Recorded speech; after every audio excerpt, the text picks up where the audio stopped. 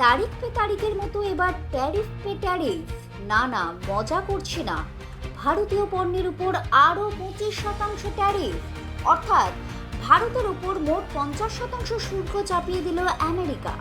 বিরোধীদের কটাক্ষ, 50% শুল্ক নিয়ে কি বলবেন 56 ইঞ্চি। কেউ বলছেন এভাবে ভারতীয় অর্থনীতিকে ব্ল্যাকমেল করা হচ্ছে। বিদেশ মন্ত্রকের তরফে আমেরিকার এই সিদ্ধান্তকে অন্যায্য বলে উল্লেখ করা হয়েছে। উল্লেখ্য, মোদি নিজেকে বিশ্বগুরু বলেন, কিন্তু বন্ধু ট্রাম্প মোদির বিশ্বগুরু ইমেজকে কার্যত খাম খাম করে দিচ্ছেন। ভারত পাক সংঘর্ষ বিরতির কৃতিত্ব থেকে রাশিয়ার থেকে তেল কেনা নিয়ে ধমক, একে একে মোদিকে ফুৎকারে উড়িয়ে দিচ্ছেন ট্রাম্প। ট্রাম্পের শুল্ক যুদ্ধের প্রভাব ভারতীয় অর্থনীতিকে অন্ধকারে ঠেলে দেবে, সেই আশঙ্কাই সত্যি হলো। একদিকে মোদির বিশ্বগুরু ইমেজ যেমন ধূলিসাৎ হলো, পাশাপাশি ডাহা ফেল করলো ভারতের বিদেশ নীতিও।